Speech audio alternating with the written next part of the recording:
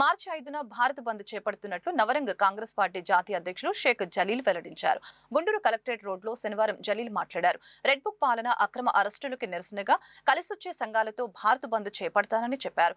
బహుజన రాజ్యాధికారం కోసం తమ పార్టీ కృషి చేస్తుందని అన్నారు. ప్రజాస్వామ్యబద్ధంగా ఉద్యమాలు చేస్తున్న వారిపై రెడ్ బుక్ ప్రయోగించి అక్రమ అరెస్టులు చేస్తున్నారని ఆవేదన వ్యక్తం చేశారు. దీనికి నిరసనగా చేపడుతున్న భారత్ బంద్ ని జయప్రదం చేయాలని పిలుపునిచ్చారు. ఈ దేశంలో నిల్చోబెట్టిన పార్టీ ఏకైక పార్టీ నవరంగ్ కాంగ్రెస్ పార్టీ.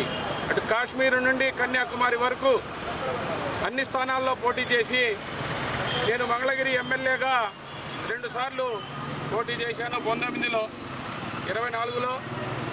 మరి అదేవిధంగా ఢిల్లీలో చాందినీ చౌక్ 24లో ఢిల్లీ చాందినీ చౌక్ పార్లమెంట్ ఎంపీగా పోటీ చేశా. మరి ఉప ఎన్నిక వస్తే రాహుల్ గాంధీ రిజైన్ చేస్తే వైనాడు ఉప ఎన్నికలో పార్లమెంటు సభ్యుడిగా పోటీ చేశా.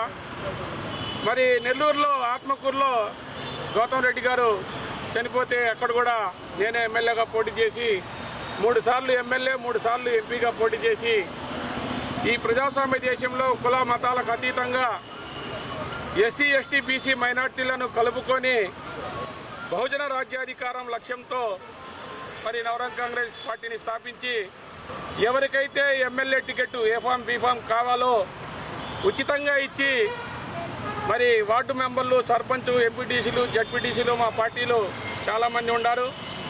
ఆంధ్ర రాష్ట్రంలో కూడా మాకు 1,00,000 ఓట్లు వచ్చినాయి 2024 ఎన్నికల్లో.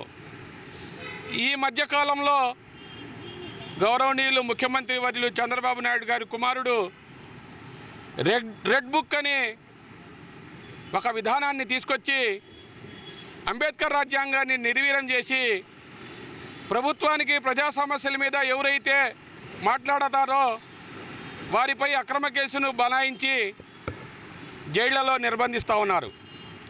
మరి ఆనాడు వైసీపీ వాళ్ళు చంద్రబాబు నాయుడిని జైల్లో నిర్బంధిస్తే మేమంతా కూడా చంద్రబాబు నాయుడికి మద్దతు ఇచ్చాం.